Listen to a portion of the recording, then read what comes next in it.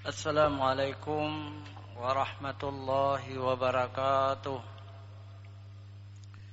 Alhamdulillahilladzi arsala rasulahu bil huda wa dinil haqq liyudhhirahu 'alad dini kulli walau karihal musyrikun. Asyhadu an la ilaha illallah wahdahu la syarikalah wa asyhadu anna Muhammadan abduhu wa rasuluh. Allahumma salli ala sayyidina Muhammad wa ala ali Muhammad. Puji syukur kita panjatkan kehadirat Allah, Pencipta semesta alam, Allah yang telah mengutus Nabi Muhammad sallallahu alaihi wasallam sebagai rasul pembawa agama Islam. Dan agama ini akan dimenangkan oleh Allah dari agama-agama yang lain. Selawat dan salam kepada junjungan kita Nabi besar Muhammad sallallahu alaihi wasallam, juga kepada keluarganya, kepada sahabatnya, dan mudah-mudahan Allah memberkati keluarga Rasulullah sallallahu alaihi wasallam sebagaimana Allah telah memberkati keluarga Nabi Ibrahim alaihissalam. Hadirin wal hadirat yang dimuliakan Allah, pagi ini kita ingin mengenang kembali menantu Nabi, ya, menantu Nabi Muhammad sallallahu alaihi wasallam. Rasulullah memiliki 4 putrinya. Yang pertama adalah Siti Zainab, yang kedua Siti Ruqayyah, yang ketiga Ummi Kalsum, dan yang keempat adalah Fatimah Ad-Zahra. Dari 4 putri Rasulullah ini, alhamdulillah semuanya sempat berumah tangga dan juga punya anak, kecuali Ummi Kalsum. Zainab punya anak, Ruqayyah punya anak, Fatimah punya anak. Sekarang kita lihat putri Rasulullah yang tertua, namanya Zainab binti Muhammad, lahir di Mekah jauh sebelum Islam, lahir, dibesarkan dengan ibu Khadijah, istri Rasulullah. Tapi ketika berusia 12 tahun beliau dipinang oleh seorang pemuda Quraisy yang hebat sekali, cerdas, kaya, namanya Abu As bin Rabi', pemuda yang kaya raya. Dia itu kemenakan dari Khadijah binti Khuwailid. Kita kan sudah tahu Khadijah binti Khuwailid itu perempuan yang paling kaya. Jadi aghniyah, kaya raya. Jadi kemenakannya juga kaya raya. Jadi Abu As ini kalau membawa barang-barang ke negeri Syam atau ke negeri Yaman itu 100 ekor unta. Ada yang 200 ekor unta. Banyak anak buahnya ikut semua berdagang. Maka kaya raya Abu As ini. Ketika Islam didakwahkan, jadi ketika usia Rasulullah 40 tahun, Allah mengangkat Rasulullah menjadi Rasul yang terakhir. Kalau dulu sebelumnya disebut Nabi, sekarang sudah jadi Rasul. telah menerima wahyu dari Allah SWT, dan diperintahkan oleh Allah agama yang dibawa oleh Rasulullah itu untuk didakwahkan kepada keluarga dan seluruh umat manusia. Jadi Rasulullah berdakwah pertama di rumahnya, dikumpulkan anak-anaknya. Jadi yang pertama yang beriman adalah Khadijah binti Khuwailid. Ini dalam keluarga, kita tidak cerita di luar keluarga. Yang kedua langsung Zainab, ini anak Rasulullah yang tertua. Kemudian juga masuk Islam adiknya Ruqayyah, juga masuk Islam adiknya lagi Ummi Kalsum, masuk Islam Fatimah Ad-Zahra, masih kecil.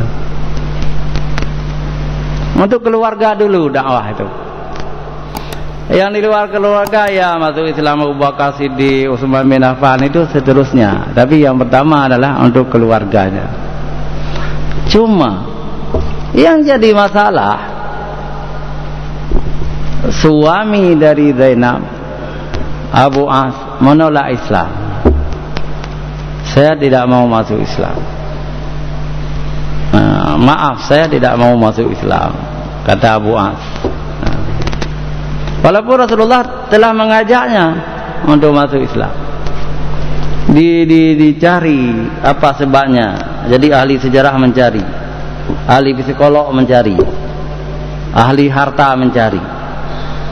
Rupanya Abu As ini cinta kepada harta, karena kaya raya. Jadi cinta harta, tidak mau masuk Islam. Seperti orang-orang kaya sekarang, cinta harta, walaupun dia masuk Islam, tapi Islamnya tidak entah bagaimana. Istrinya tidak mau berjilbab, di Jakarta, ya kan? Di Jakarta cerita ini. Bicara masalah rukun Islam, hukum Islam, mereka anti, gitu kan? Karena memang harta itu mata'ul ghurur, harta itu bisa menipu kita.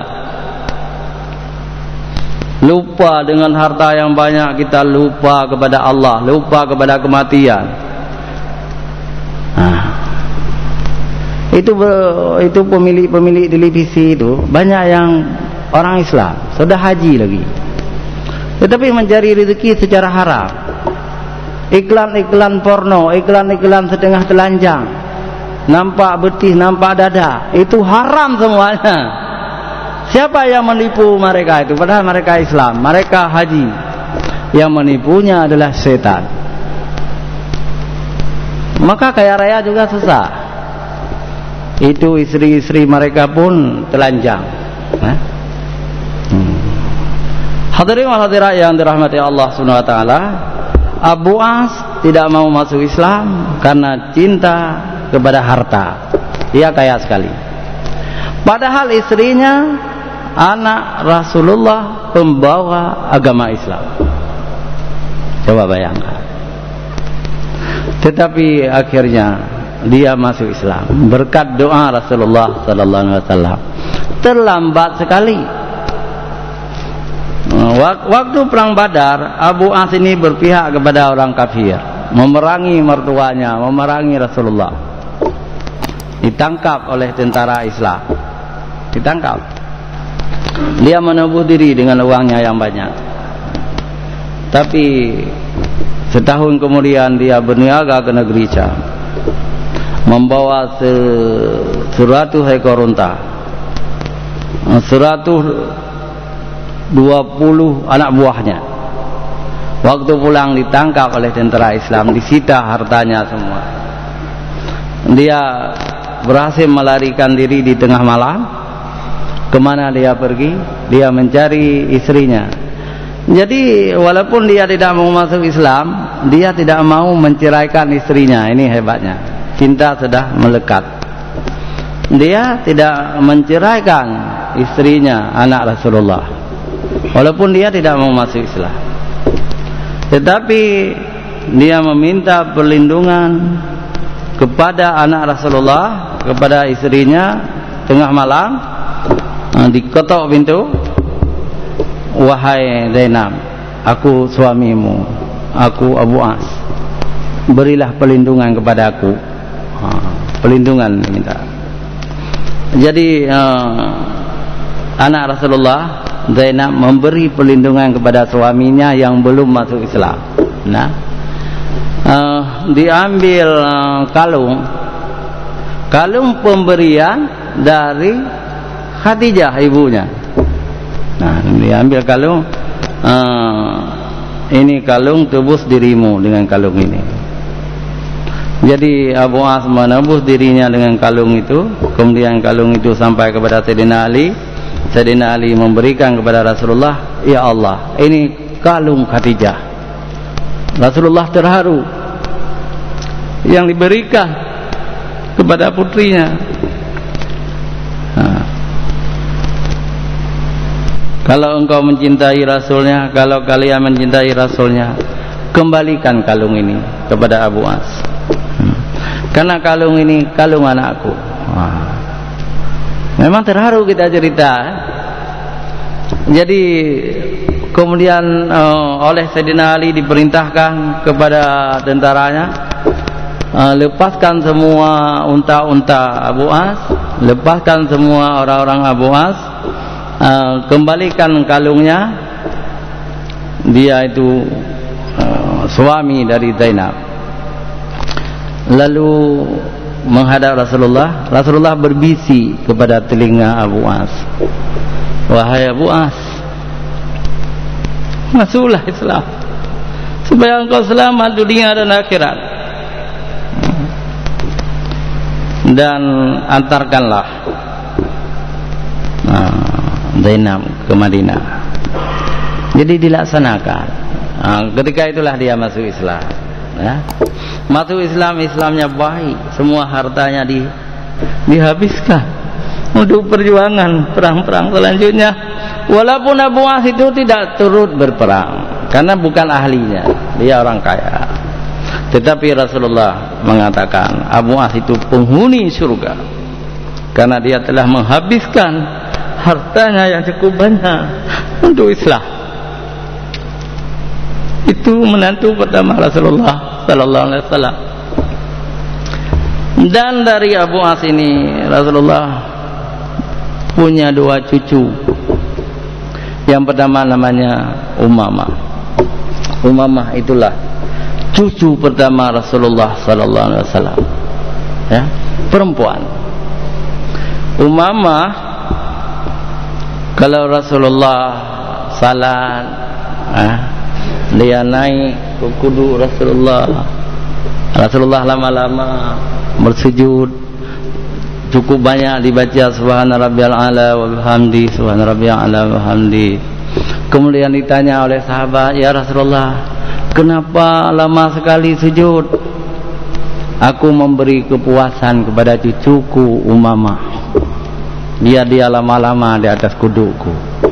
Jadi kalau anak kita, cucu kita naik ketika kita salat, sujud lama aja, baca berkali-kali, walaupun puluhan kali, tapi harus ganjil. Subhana rabbiyal a'la wa bihamdi, subhana rabbiyal. Ulang-ulangi. Jangan usir anak kecil yang ada di atas kuduk kita, di atas punggung kita. Karena Rasulullah demikian dengan cucunya. Dan Umamah ini sangat berjasa, sebagaimana kita tahu Sayyidina Ali, istri pertamanya Fatimah Ad-Zahra, ya. Itu Fatimah Ad-Zahra banyak anak, ya. Sampai 5 orang anak Fatimah Ad-Zahra, nanti kita sebutkan. Umamah berjasa memelihara, mengasuh, menggendong Hasan, Husain, ya, Zainab, Umi Kalsum. Ini anak Fatimah, ya. Jadi Umamah berjasa membantu bibinya. Jadi Fatimah Ad-Zahra itu bibinya, ya, bibi dari Umamah. Maka ketika sakratul maut Fatimah Ad-Zahra, dia berwasiat kepada suaminya, wahai Abu Hasan, maksudnya Sayyidina Ali itu suaminya, wahai Abu Hasan, kawinlah dengan Umamah, kawinlah dengan Umamah. Jadi Umamah cucu Rasulullah, suaminya adalah Sayyidina Ali setelah wafat Fatimah. Itu luar biasa. Hadirin wal hadirat yang dirahmati Allah. Jadi Zainab juga punya anak kedua dengan suaminya, ya. Dengan suaminya tadi Abu As, diberi nama, siapa diberi nama? Ali. Ali diberi nama. Tapi Ali meninggal waktu kecil. Jadi sudah dua cucu Rasulullah, ya. Kita lanjutkan dengan mantu Rasulullah yang lainnya. Rasulullah punya anak perempuan kedua, namanya Ruqayyah, kan? Ruqayyah. Ruqayyah itu suami pertamanya adalah Utaibah, anak Abu Lahab. Dia tidak mau masuk Islam. Dia mendengar ayahnya, ceraikan anak Muhammad itu, ceraikan. Jadi Utaibah terpengaruh menceraikan Ruqayyah. Tetapi Allah menggantikan suami Ruqayyah yang luar biasa. Siapa? Utsman bin Affan. Sayyidina Utsman bin Affan dinikahkan oleh Rasulullah dengan Ruqayyah. Juga lahir seorang cucu Rasulullah, namanya Abdullah. Abdullah namanya. Sudah 3 cucu Rasulullah, kan? Sudah 3. Jadi Abdullah ini sampai berusia itu 8 tahun. Jadi Rasulullah sangat senang dengan cucunya itu, anak dari Ruqayyah, ayahnya Utsman bin Affan. Tapi kemudian meninggal dunia juga. Meninggal dunia juga. Jadi Utsman bin Affan dikasih lagi oleh Rasulullah, janda juga, namanya Ummi Kalsum. Itu anak Rasulullah yang ketiga, Ummi Kalsum, yang perempuan maksudnya, yang ketiga perempuan. Dia juga janda. Siapa suaminya? Namanya suaminya Utbah, anak Abu Lahab juga. Tapi ini cerita sebelum ada Islam. Cerita sebelum ada Islam, ya. Jadi Utbah ini tidak mau masuk Islam dan dia terus berperang melawan Rasulullah, sangat benci kepada Rasulullah. Dia juga menceraikan istrinya, anak Rasulullah. Tapi kemudian Rasulullah berdoa kepada Utbah itu karena dia merampok, membunuh orang-orang Islam. Ya Allah, supaya dia dimakan anjing, digigit anjing. Dan ketika dia pergi ke sebuah hutan berburu, datanglah serigala. Bukan anjing, serigala. Tapi dalam doa Rasulullah anjing. Jadi anjing dengan serigala tidak jauh beda, sejenis, ya. Dimakan tinggal tulang-tulangnya. Itu Utaibah, anak Abu Lahab. Yang beruntung Utbah juga menceraikan anak Rasulullah tadi, tetapi diberi hidayah oleh Allah. Tahun ke-8 Hijriah, ketika Rasulullah menaklukkan Mekah, Utbah datang masuk Islam. Utbah itu. Tetapi tidak boleh lagi, tidak ada lagi anak Rasulullah sudah kawin dengan Utsman, ya. Jadi cucu Rasulullah sudah 3, kan? Sudah 3.